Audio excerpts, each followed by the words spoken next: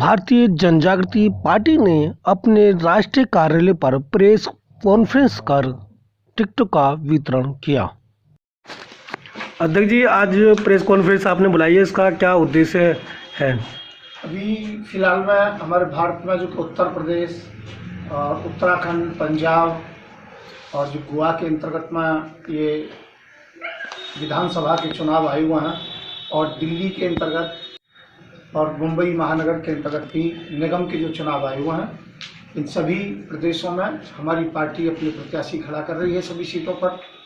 इसी उद्देश्य को लेकर के आज यहाँ पर टिकट वितरण हो रहा है। मैं दिल्ली में इस समय बैठा हूँ शाहदरा के अंतर्गत में, और यहाँ पर टिकट जो है इस समय वितरण हो रहा है।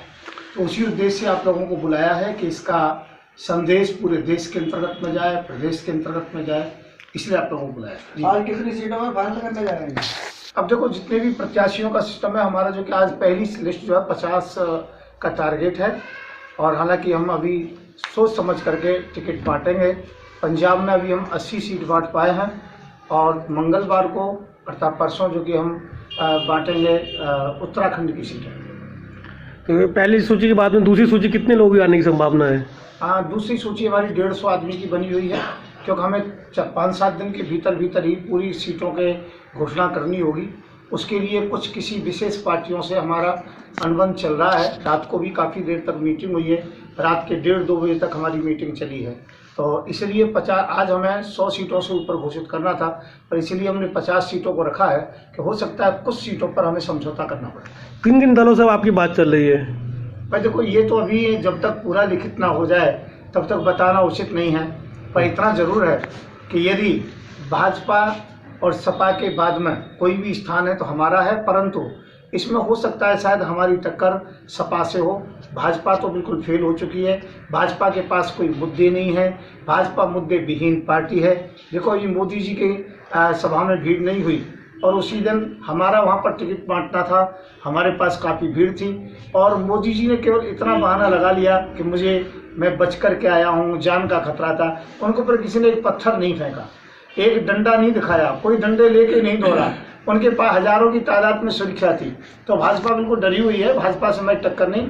टक्कर इस समय हमारी समाजवादी पार्टी से चल रही है, पर समाजवादी पार्टी में भी हमारा ऐसा है कि समाजवादी के कई बड़े बड़े नेताओं ने कल हमसे आकर के मीटिंग की है कि वो आपके साथ आना चाह रहे हैं। जिस तरह उत्तर प्रदेश में धर्म के नाम पे सियासत हो रही है, चाहे वो समाजवादी हो, कांग्रेस हो, बीजेपी हो, आप भी उसी पैटर्न पे काम करेंगे या आपका घोषणा पत्र अलग हो उनसे?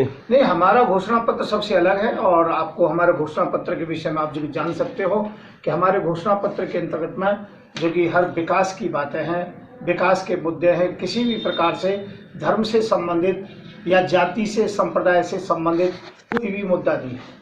तो मैं ये कहना चाहूँगा कि देखो, ये विकास के मुद्दों पर राजनीति होनी चाहिए। हम जो राजनीति में आए हैं तो विकास के मुद्दों पर आए हैं, ना कि हम धर्म के नाम पर, जाति के नाम पर। अखिलेश जी जाति और धर्म के नाम पर जो कि राजनीति कर रहे हैं, भाजपा जाति और धर्म के नाम पर राजनीति कर रही है, माया बहन जो कि सुश्री मायावती बहन जी जाति और धर्म के नाम पर जो कि अपना जो कि राजनीति कर रहे हैं। और मैं कांग्रेस का नाम तो इसलिए नहीं लूँगा, उनका कोई वर्चस्व नहीं है, पर इतना ज़रूर है, मैं आपको बताना चाहता हूँ, हम केवल विकास के मुद्दों पर हैं। हम समाज के लिए कुछ करेंगे और हम काम करेंगे। हम जनता से जो वायदा किए हैं उन वायदाओं को पूरा करेंगे, और हमारी टक्कर सीधा इस समय लग रहा है शायद सपा से हो, पर कुछ दिन में सपा भी टक्कर से हट जाएगी, क्योंकि हमारी पार्टी में सभी लोग हैं, और हम लोगों ने मुख्यमंत्री जो चुना है वो बहुत अच्छा चेहरा चुना है, बहुत अच्छे समाज से चुना है, इसीलिए हम सबसे आगे हैं। जिस तरह से ओवैसी साहब का नाम चल रहा है कि वो आगे वो वोट के काटने के लिए चुनाव लड़ रहे, बीजेपी को कहीं ना कहीं फायदा होगा, आप भी वहाँ पहली बार चुनाव लड़ रहे हैं, तो आप पे भी इल्जाम लगना जाहिर है कि बीजेपी को आप सपोर्ट करें, फायदा होगा। ये मेरे ऊपर दाग कोई लगा ही नहीं है। मैंने CA NRC का मुद्दा पूरे देश के अंतर्गत मैंने लिया। अब भी मैं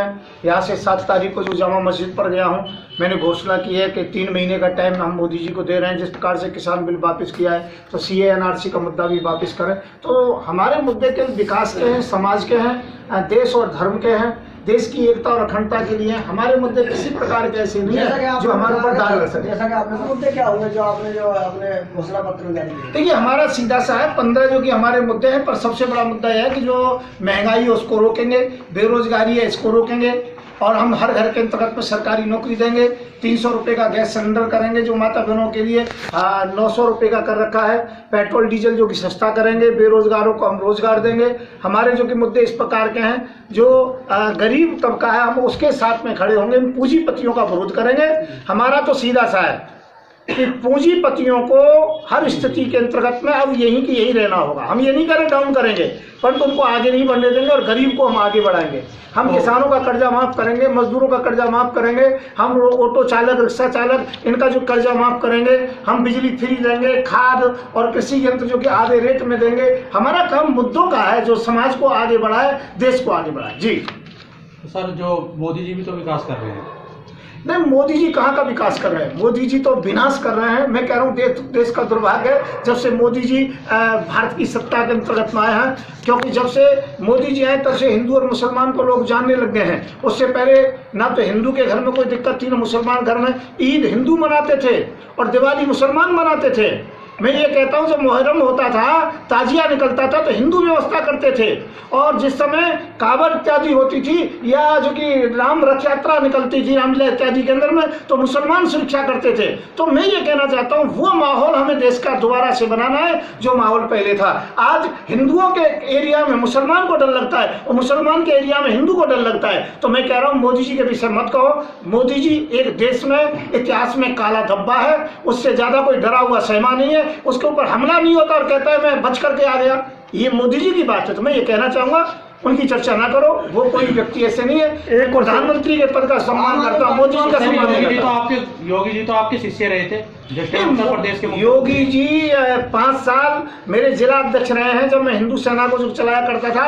परंतु मैं एक बात कहना चाहता हूँ, मोदी जी 3 साल रहे, हम भिक्षावृत्ति किया करते थे। और मोदी जी और योगी जी के विषय में जानता हूँ, योगी जी बिल्कुल जो कि गुंडा है, बदमाश है, पाखंडी है, उनसे ज्यादा गिरा हुआ व्यक्ति कोई हो नहीं सकता है। ये देश का दुर्भाग्य है। और रहा मोदी की बात, तो मोदी एक झूठे हैं, जुमलेबाज हैं, लोगों को जो कि धोखा देने वाले हैं। और मैं ये कहना चाहूंगा हम भाजपा मुक्त भारत करेंगे। इन्होंने भाजपा की नैया को डुबा दिया है। मैं ये कहना चाहता हूँ देश के अंतर्गत में अब हर जगह पर विद्रोह है, हर तरीके से जो कि अव्यवस्था है। तो मैं ये कहना, ये अपने लाभ के लिए फौजियों को मरवा सकते हैं, किसानों को मरवा सकते हैं, अपने लाभ के लिए कोरोना ला सकते हैं, अपने लाभ के लिए कुछ भी कर सकते हैं। ये इतने गिरे हुए व्यक्ति है। अच्छा, कानून तो वापसी ले लिए ना सर? क्या तीनों काले कानून तो किसानों कोई कानून उनका माफ कर मैं कह रहा हूँ कोई कानून वापस। ये 700 जो किसान मरे हैं उनको जिंदा करके लाएं। सबसे बड़ी बात तो ये उनको श्रद्धांजलि दें। और उनकी श्रद्धांजलि एक ही है कि जो कि भाजपा मुक्त भारत, और कोई दूसरी बात हो ही नहीं सकती है। मैं ये कह रहा हूँ, और क्या पैसे से तोल सकते हैं? मैं मोदी जी के विषय में ज्यादा नहीं कहूंगा। उनके बेटा होता तो उन्हें मालूम पड़ता कि बेटे की मौत का जो कि कितना बड़ा परिणाम होता है। ये योगी के कोई बच्चा होता जिसे मालूम पड़ता कि हमारे किसान कितने बड़े हैं, जो कि कोई घर में से मौत हो जाती है तो कितना बड़ा दुख होता है। माफ कर देना, ये कर देना एक नाटक है। मैं ये कहता हूँ 700 किसान जो शहादत हुई है, 700 किसानों की जो जान गई है, उसके लिए मोदी जी और योगी जी क्या कहना चाहते हैं, मैं उनसे जवाब मांगता हूँ। अच्छा, एक सवाल हो, जिस तरह से विपक्ष जो है टुकड़ों में चुनाव लड़ा, अलग अलग बात सुन, तो कहीं ना कहीं सत्ता पक्ष मजबूत हो जाएगा, फिर बीजेपी मजबूत हो जाएगी, उसे कैसे रोकेंगे? रात को 2-2:30 बजे तक हमारी मीटिंग हुई है। हमारे साथ लगभग 27-28 दल आ चुके हैं। उनकी घोषणा शायद 2-4 दिन में हो जाएगी। मुझे 15 तारीख को लखनऊ बुलाया गया है। 16 तारीख की हमारी बहुत बड़ी मीटिंग है और उसके अंतर्गत में हो सकता है एक भी दल जो बिखरे हुआ है बिल्कुल नहीं रहेगा। पहले हमने राजभर को 34-35 पार्टियां लेकर के दी थी। जब राजभर सही नहीं लगा तो अब उसका नेतृत्व तो हम संभालने जा रहे हैं। हम किसको अध्यक्ष बनाएंगे ये अलग बात है, परंतु हम किसी भी लोगों को बिखरने नहीं देंगे, छोटी छोटी पार्टियों को बिखरने नहीं देंगे। हमें चाहे त्याग करना पड़े, चाहे हमें अपनी 2-4-5 सीट लड़ानी पड़े, चाहे एक भी सीट न लड़ानी पड़े, परंतु ध्यान रखें हम जो कि सबको इकट्ठा करके रहेंगे और भाजपा का मुकाबला करेंगे, भाजपा को परास्त करेंगे। केजरीवाल सरकार को किस नजरिए से देखते हैं आप? भाई केजरीवाल सरकार वो जो कि नौकरी नहीं दे सकती है, वो व्यवसाय नहीं दे सकती, हाथ में कटोरा दे सकती है। मोदी और केजरीवाल में कोई अंतर नहीं है। वो बिजली फ्री, पानी फ्री, ये फ्री, वो फ्री। ये बताओ तेरे बाप का है जो कि पानी फ्री, बिजली फ्री। कल को जब नहीं रहे सत्ता के अंतर्गत में तो इसके बाद में लोगों की क्या हाल होगा? मैं कह हम रोजगार देंगे, हम लोगों के हाथ में काम देंगे, हम लोगों को फ्री नहीं देंगे, हम फ्री की आदत को छुड़ाएंगे। जिस घर में सरकारी नौकरी देते रहेंगे उनसे फ्री की व्यवस्थाएं हटा ली जाएंगी, पर इस बात का वायदा करते हैं कि हर घर के अंतर्गत में, हर हाथ के अंतर्गत में हम रोजगार देंगे, हर घर में सरकारी नौकरी देंगे। सर, जो निजीकरण हो रहा है, उससे आरक्षण खत्म हो रहा है, उसके बारे में क्या कहना चाहते हैं? मैं ये कह रहा हूँ निजीकरण हो रहा है, बहुत गलत हो रहा है। सरकार यदि निजीकरण ही हो गया तो फिर सरकार कहाँ की रही? कल को पुलिस भी निजीकरण में होगी, फौज भी निजीकरण में होगी, और देश तो पहले ही अंग्रेजों ने निजीकरण में कर रखा था, तो फिर अंग्रेजों से क्या दिक्कत थी? मैं ये कहना चाहूंगा, ये देश बेच रहे हैं, ये कविता गाते हैं, देश नहीं झुकने देंगे, देश नहीं बिकने देंगे।